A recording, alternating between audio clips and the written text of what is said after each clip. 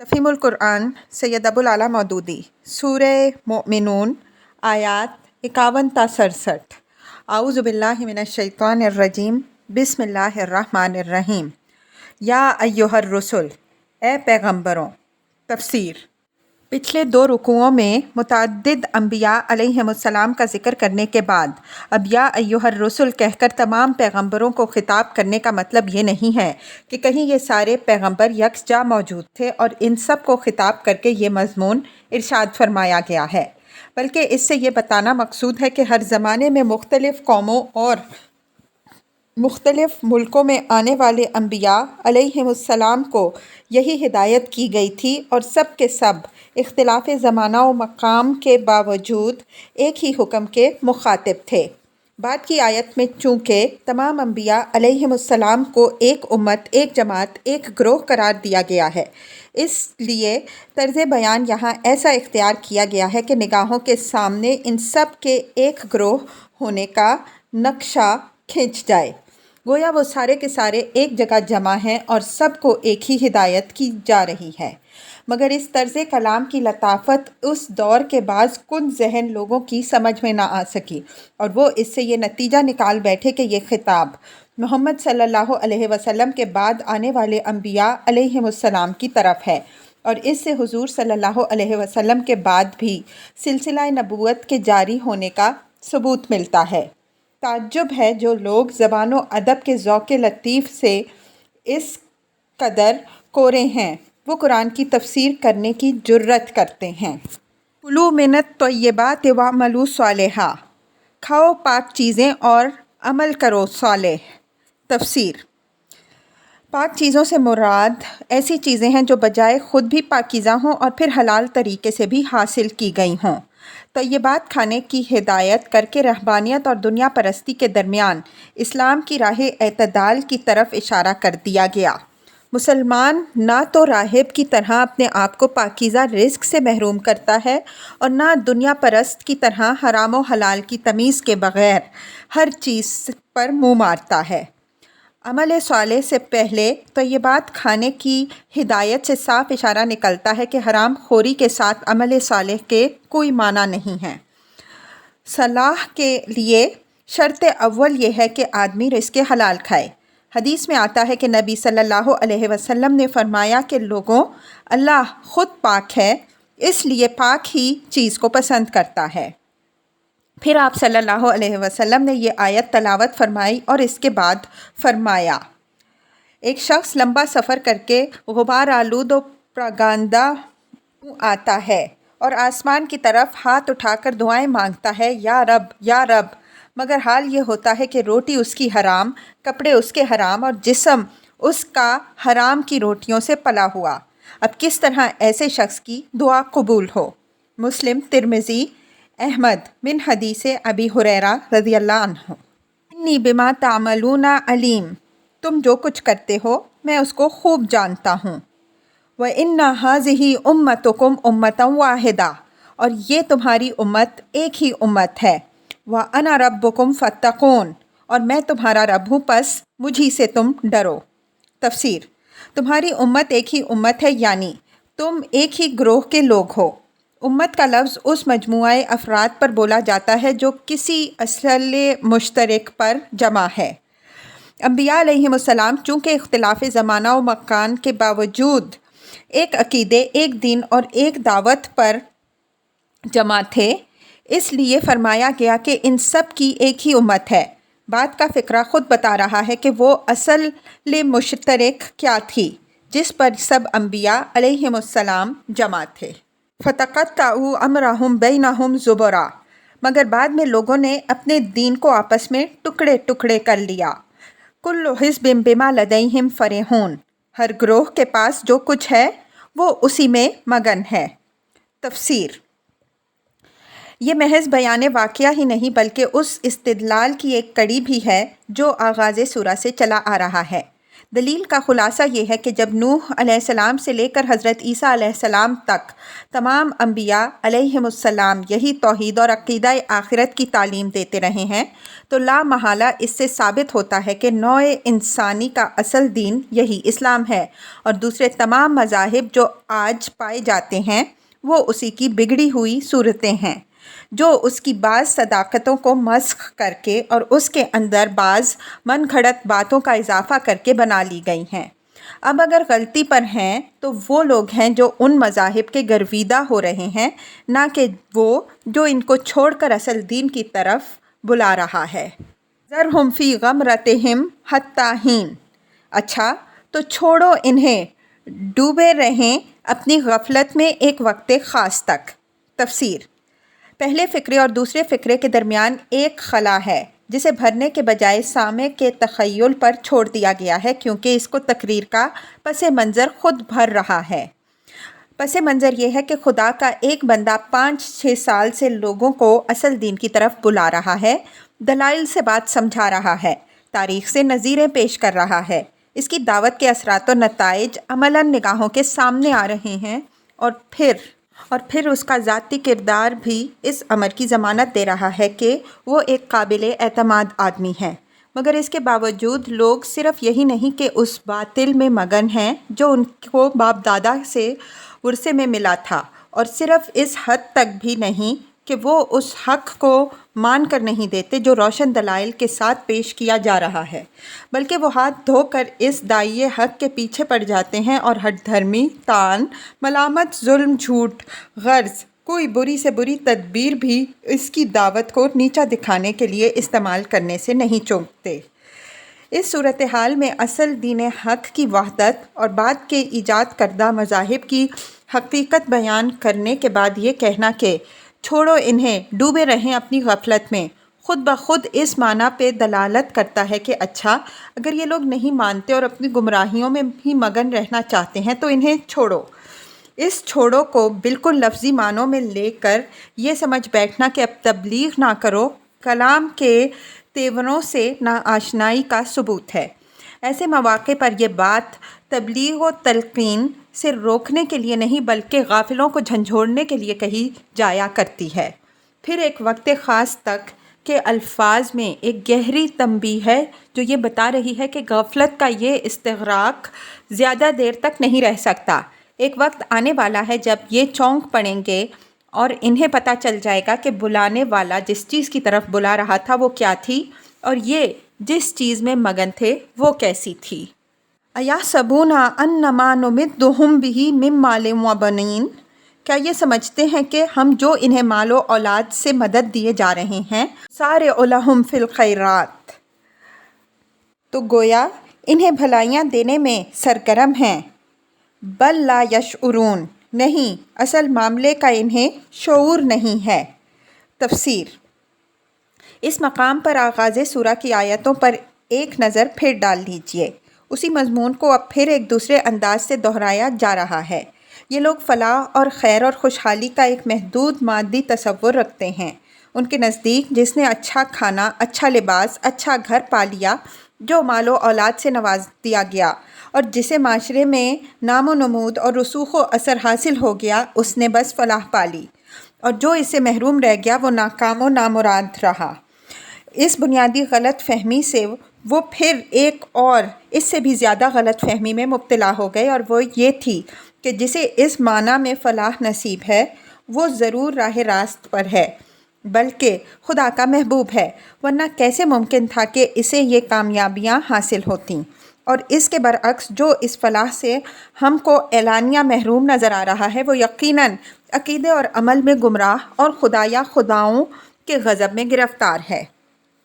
اس غلط فہمی کو جو در حقیقت مادہ پرستانہ نقطہ نظر رکھنے والوں کی ضلالت کے اہم ترین اسباب میں سے ہے، قرآن میں جگہ جگہ بیان کیا گیا ہے، بلکہ مختلف طریقوں سے اس کی تردید کی گئی ہے اور طرح طرح سے یہ بتایا گیا ہے کہ اصل حقیقت کیا ہے۔ اس سلسلے میں چند اہم حقیقتیں ایسی ہیں کہ جب تک آدمی ان کو اچھی طرح سمجھ نہ لے اس کا ذہن کبھی صاف نہیں ہو سکتا۔ اول یہ کہ انسان کی فلاح اس سے وسیع تر اور بلند تر چیز ہے کہ اسے کسی فرد یا گروہ یا قوم کی محض مادی خوشحالی اور وقتی کامیابی کے معنی میں لے لیا جائے۔ دوم یہ کہ فلاح کو اس محدود معنی میں لینے کے بعد اگر اسی کو حق و باطل اور خیر و شر کا معیار قرار دیا جائے تو یہ ایک ایسی بنیادی گمراہی بن جاتی ہے جس سے نکلے بغیر ایک انسان کبھی عقیدہ و فکر اور اخلاق و سیرت میں راہ راست پا نہیں سکتا۔ سوم یہ کہ دنیا فی الاصل دارالجزا نہیں بلکہ دارالامتحان ہے۔ یہاں اخلاقی جزا و سزا اگر ہے تو وہ بہت محدود پیمانے پر اور ناقص صورت میں ہے، اور امتحان کا پہلو خود اس میں بھی موجود ہے۔ اس حقیقت کو نظر انداز کر کے یہ سمجھ لینا کہ یہاں جس کو جو نعمت بھی مل رہی ہے وہ انعام ہے، اور اس کا ملنا انعام پانے والے کے برحق اور صالح اور محبوب رب ہونے کا ثبوت ہے، اور جس پر جو آفت بھی آ رہی ہے وہ سزا ہے، اور اس بات کی دلیل ہے کہ سزا پانے والا باطل پر ہے، غیر صالح ہے اور مغضوب بارگاہ خداوندی ہے۔ یہ سب کچھ در حقیقت ایک بہت بڑی غلط فہمی بلکہ حماقت ہے، جس سے بڑھ کر شاید ہی کوئی دوسری چیز ہمارے تصور حق اور معیار اخلاق کو بگاڑ دینے والی ہے۔ ایک طالب حقیقت کو اول قدم پر یہ سمجھ لینا چاہیے کہ یہ دنیا دراصل ایک امتحان گاہ ہے، اور یہاں بے شمار مختلف صورتوں سے افراد کا، قوموں کا اور تمام انسانوں کا امتحان ہو رہا ہے۔ اس امتحان کے دوران میں جو مختلف حالات لوگوں کو پیش آتے ہیں وہ جزا و سزا کے آخری فیصلے نہیں ہیں کہ انہی کو نظریات، اخلاق اور اعمال کی صحت اور غلطی کا معیار بنا لیا جائے اور انہی کو خدا کے ہاں محبوب یا مغضوب ہونے کی علامت قرار دیا جائے۔ چہارم یہ کہ فلاح کا دامن یقیناً حق اور نیکی کے ساتھ بندھا ہوا ہے، اور بلا شک و ریب یہ ایک حقیقت ہے کہ باطل اور بدی کا انجام خسران ہے۔ لیکن اس دنیا میں چونکہ باطل اور بدی کے ساتھ عارضی اور نمائشی فلاح اور اسی طرح حق اور نیکی کے ساتھ ظاہری اور وقتی خسران ممکن ہے، اور اکثر و بیشتر یہ چیز دھوکہ دینے والی ثابت ہوتی ہے، اس لیے حق و باطل اور خیر و شر کی جانچ کے لیے ایک مستقل کسوٹی کی ضرورت ہے جس میں دھوکے کا خطرہ نہ ہو۔ انبیاء علیہم السلام کی تعلیمات اور آسمانی کتابیں ہم کو وہ کسوٹی باہم پہنچاتی ہیں۔ انسانی عقل عام، کامن سینس، اس کی صحت کی تصدیق کرتی ہے، اور معروف و منکر کے متعلق نوع انسانی کے مشترک و وجدانی تصورات اس پر گواہی دیتے ہیں۔ پنجم یہ کہ جب کوئی شخص یا قوم ایک طرف تو حق سے منحرف اور فسق و فجور اور ظلم و طغیان میں مبتلا ہو اور دوسری طرف اس پر نعمتوں کی بارش ہو رہی ہو، تو عقل اور قرآن دونوں کی روح سے اس بات کی کھلی علامت یہ ہے کہ خدا نے اس کو شدید تر آزمائش میں ڈال دیا ہے، اور اس پر خدا کی رحمت نہیں بلکہ اس کا غضب مسلط ہو گیا ہے۔ اسی غلطی پر چوٹ لگتی ہے تو اس کے معنی یہ ہوتے ہیں کہ خدا ابھی اس پر مہربان ہے، اسے تنبیہ کر رہا ہے اور سنبھلنے کا موقع دے رہا ہے، لیکن غلطی پر انعام یہ معنی رکھتا ہے کہ اسے سخت سزا دینے کا فیصلہ کر لیا گیا ہے، اور اس کی کشتی اس لیے تیر رہی ہے کہ خوب بھر کر ڈوبے۔ اس کے برعکس جہاں ایک طرف سچی خدا پرستی ہو، اخلاق کی پاکیزگی ہو، معاملات میں راست بازی ہو، خلق خدا کے ساتھ حسن سلوک اور رحمت و شفقت ہو، اور دوسری طرف مصائب اور شدائد اس پر موسلا دھار برس رہے ہوں اور چوٹوں پر چوٹیں اسے لگ رہی ہوں، تو یہ خدا کے غضب کی نہیں اس کی رحمت ہی کی علامت ہے۔ سونار اس سونے کو تپا رہا ہے تاکہ خوب نکھر جائے اور دنیا پر اس کا کامل العیار ہونا ثابت ہو جائے۔ دنیا کے بازار میں اس کی قیمت نہ بھی اٹھے تو پرواہ نہیں، سونار خود اس کی قیمت دے گا بلکہ اپنے فضل سے مزید عطا کرے گا۔ اس کے مصائب اگر غضب کا پہلو رکھتے ہیں تو خود اس کے لیے نہیں بلکہ اس کے دشمنوں ہی کے لیے رکھتے ہیں، یا پھر اس سوسائٹی کے لیے جس میں صالحین ستائے جائیں اور فساق نوازے جائیں۔ ان الذین ہم من خشیۃ ربہم مشفقون، بھلائیوں کی طرف دوڑنے والے اور سبقت کر کے انہیں پا لینے والے تو در حقیقت وہ لوگ ہیں جو اپنے رب کے خوف سے ڈرتے رہتے ہیں۔ تفسیر: یعنی وہ دنیا میں خدا سے بے خوف اور بے فکر ہو کر نہیں رہتے کہ جو دل چاہے کرتے رہیں، اور کبھی نہ سوچیں کہ اوپر کوئی خدا بھی ہے جو ظلم اور زیادتی پر پکڑنے والا، بلکہ ان کے دل میں ہر وقت اس کا خوف رہتا ہے اور وہی انہیں برائیوں سے روکتا رہتا ہے۔ والذین ھم بآیات ربہم یؤمنون، جو اپنے رب کی آیات پر ایمان لاتے ہیں۔ تفسیر۔ آیات سے مراد دونوں طرح کی آیات ہیں، وہ بھی جو خدا کی طرف سے اس کے انبیاء علیہم السلام پیش کرتے ہیں، اور وہ بھی جو انسان کے اپنے نفس میں اور ہر طرف آفاق میں پھیلی ہوئی ہیں۔ آیات کتاب پر ایمان لانا، ان کی تصدیق کرنا، اور آیات آفاق و انفس پر ایمان لانا ان حقیقتوں پر ایمان لانا ہے جن پر وہ دلالت کر رہی ہیں۔ والذین ھم بربہم لا یشرکون، جو اپنے رب کے ساتھ کسی کو شریک نہیں ٹھہراتے۔ تفسیر۔ اگرچہ آیات پر ایمان سے خود ہی یہ لازم آتا ہے کہ انسان توحید کا قائل اور معتقد ہو، لیکن اس کے باوجود شرک نہ کرنے کا ذکر الگ اس لیے کیا گیا کہ بسا اوقات انسان آیات کو مان کر بھی کسی نہ کسی طور پر شرک میں مبتلا رہتا ہے، مثلاً ریا، کہ وہ بھی ایک طرح کا شرک ہے، یا انبیاء و اولیاء کی تعظیم میں ایسا مبالغہ جو شرک تک پہنچا دے، یا غیر اللہ سے دعا اور استعانت، یا برضائے رغبت ارباب من دون اللہ کی بندگی و اطاعت اور غیر الہی قوانین کا اتباع۔ پس ایمان بے آیات اللہ کے بعد شرک کی نفی کا الگ ذکر کرنے کے معنی یہ ہے کہ وہ اللہ کے لیے اپنی بندگی، اطاعت اور عبودیت کو بالکل خالص کر لیتے ہیں، اس کے ساتھ کسی اور کی بندگی کا شائبہ تک لگا نہیں رکھتے۔ والذین یؤتون ما اتوا وقلوبہم وجلۃ انہم الی ربہم راجعون، اور جن کا حال یہ ہے کہ دیتے ہیں جو کچھ بھی دیتے ہیں، اور دل ان کے اس خیال سے کانپتے رہتے ہیں کہ ہمیں اپنے رب کی طرف پلٹنا ہے۔ تفسیر۔ عربی زبان میں دینے کا لفظ صرف مال یا کوئی مادی چیز دینے کے معنی میں استعمال نہیں ہوتا، بلکہ معنوی چیزیں دینے کے معنی میں بھی بولا جاتا ہے۔ مثلاً کسی شخص کی اطاعت قبول کر لینے کے لیے کہتے ہیں اَتَیْتُہُ مِن نَفْسِ الْقُبُول، کسی شخص کی اطاعت سے انکار کر دینے کے لیے کہتے ہیں اَتَیْتُہُ مِن نَفْسِ الْعَبَائِیَّہ۔ پس اس دینے کا مطلب صرف یہی نہیں کہ وہ خدا کی راہ میں مال دیتے ہیں، بلکہ اس کا مطلب اللہ کے حضور اطاعت و بندگی پیش کرنے پر بھی حاوی ہے۔ اسی معنی کے لحاظ سے آیت کا پورا مفہوم یہ ہوا کہ وہ اللہ کی فرما برداری میں جو کچھ بھی نیکیاں کرتے ہیں، جو کچھ بھی خدمات انجام دیتے ہیں، جو کچھ بھی قربانیاں کرتے ہیں، ان پر وہ پھولتے نہیں ہیں، غرور تقویٰ اور پندار خدا رسیدگی میں مبتلا نہیں ہوتے، بلکہ اپنے مقدور بھر سب کچھ کر کے بھی ڈرتے رہتے ہیں کہ خدا جانے یہ قبول ہو یا نہ ہو، ہمارے گناہوں کے مقابلے میں وزنی ثابت ہو یا نہ ہو، ہمارے رب کے ہاں ہماری مغفرت کے لیے کافی ہو یا نہ ہو۔ یہی مطلب ہے جس پر وہ حدیث روشنی ڈالتی ہے جو احمد، ترمذی، ابن ماجہ، حاکم اور ابن جریر نے نقل کی ہے کہ حضرت عائشہ رضی اللہ عنہا نے نبی صلی اللہ علیہ وسلم سے دریافت کیا، یا رسول اللہ صلی اللہ علیہ وسلم، کیا اس کا مطلب یہ ہے کہ ایک شخص چوری اور زنا اور شراب نوشی کرتے ہوئے اللہ سے ڈرے؟ اس سوال سے معلوم ہوا کہ حضرت عائشہ رضی اللہ عنہا ایسے یأتون ما اتوا کے معنی میں لے رہی تھیں، یعنی کرتے ہیں جو کچھ بھی کرتے ہیں۔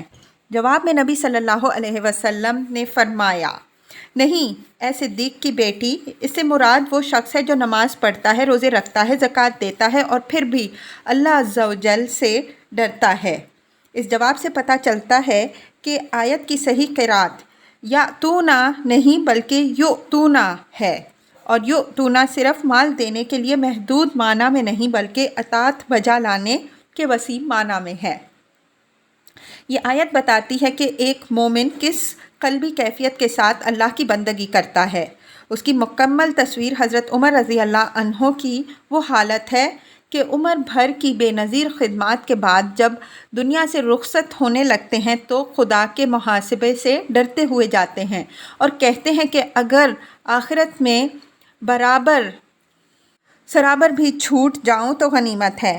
حضرت حسن بصری رحمہ اللہ نے خوب کہا کہ مومن طاعت کرتا ہے پھر بھی ڈرتا رہتا ہے، اور منافق معصیت کرتا ہے اور پھر بھی بے خوف رہتا ہے۔ اولئک یسارعون فی الخیرات، وہی بھلائیوں کی طرف دوڑنے والے ہیں۔ وَهُمْ لَهَا سَابِقُونَ اور سبقت کر کے انہیں پا لینے والے ہیں۔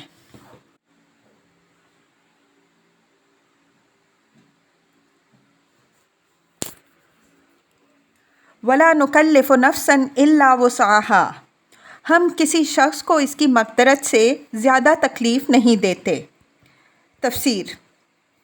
اس سیاق و سباق میں یہ فقرہ اپنے اندر بڑی گہری معنویت رکھتا ہے جسے اچھی طرح سمجھنے کی کوشش کرنی چاہیے۔ پچھلی آیتوں میں بتایا گیا کہ بھلائیاں لوٹنے والے اور سبقت کر کے انہیں پا لینے والے دراصل کون لوگ ہیں اور ان کی صفات کیا ہیں۔ اس مضمون کے بعد فوراً ہی یہ فرمانا کہ ہم کسی کو اس کی مقدرت سے زیادہ کی تکلیف نہیں دیتے، یہ معنی رکھتا ہے کہ یہ سیرت، یہ اخلاق اور یہ کردار کوئی فوق البشری چیز نہیں ہے۔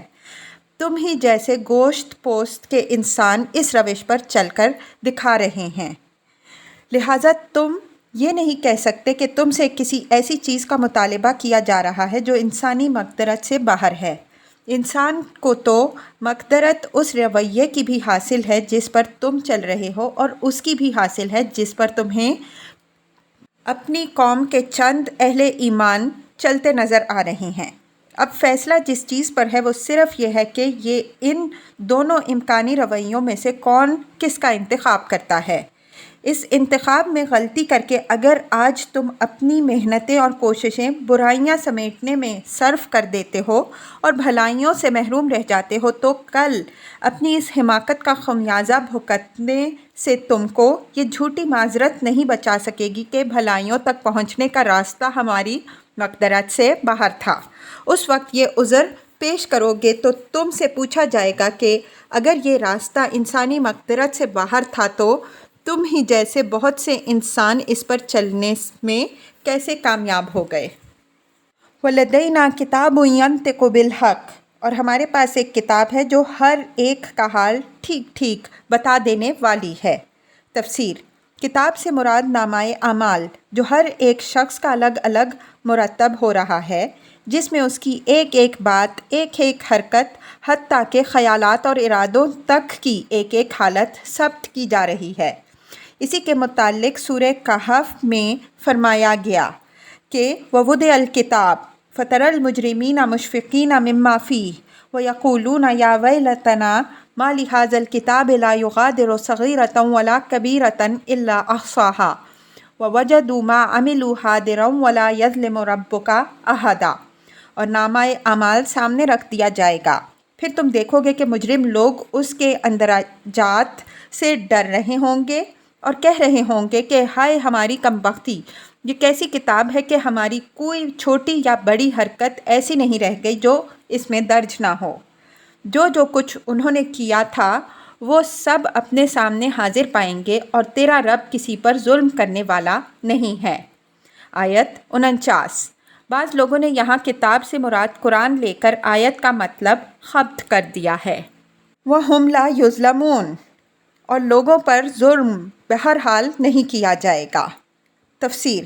یعنی نہ تو کسی کے ذمے کوئی ایسا الزام تھوپا جائے گا جس کا وہ در حقیقت قصوروار نہ ہو، نہ کسی کی کوئی ایسی نیکی ماری جائے گی جس کے صلے کا وہ فی الواقع مستحق ہو، نہ کسی کو بے جا سزا دی جائے گی اور نہ کسی کو حق کے مطابق بجا انعام سے محروم کیا جائے گا۔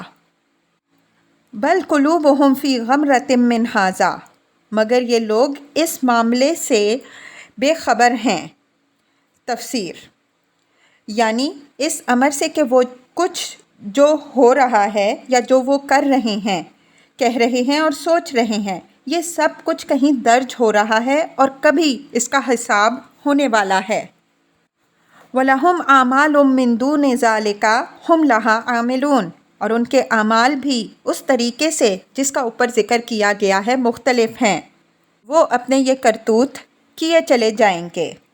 حتیٰ اذا اخذنا مترفیہم بالعذاب یہاں تک کہ جب ہم ان کے عیاشوں کو عذاب میں پکڑ لیں گے۔ تفسیر۔ عیاش سے مراد یہاں مترفین اصل میں ان لوگوں کو کہتے ہیں جو دنیاوی مال اور دولت کو پا کر مزے کر رہے ہوں اور خدا و خلق کے حقوق سے غافل ہوں۔ اس لفظ کا صحیح مفہوم لفظ عیاش سے ادا ہوتا ہے، بشرطے کہ اسے صرف شہوت رانی کے معنی میں نہ لیا جائے بلکہ عیش کوشی کے وسیع تر معنوں میں لیا جائے۔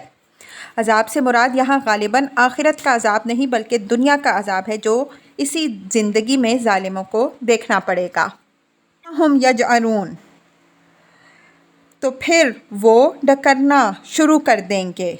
تفسیر: اصل میں لفظ جو آر ہے، جو بیل کی اس آواز کو کہتے ہیں جو سخت تکلیف کے وقت وہ نکالتا ہے۔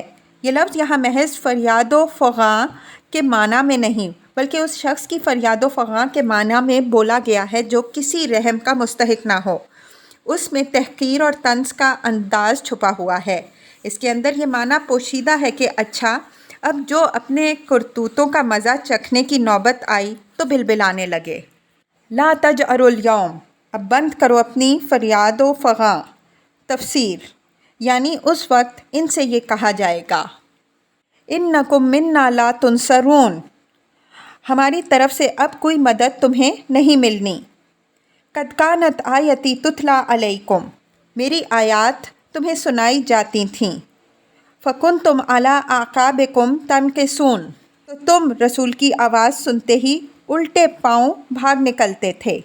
تفسیر: یعنی اس کی بات سننا تک تمہیں گوارا نہ تھا، یہ تک برداشت نہ کرتے تھے کہ اس کی آواز کان میں پڑے۔ مستکبرین بہ سامرا تہجرون، اپنے گھمنڈ میں اس کو خاطر ہی میں نہ لاتے تھے، اپنی چوپالوں میں اس پر باتیں چھانٹتے اور بکواس کیا کرتے تھے۔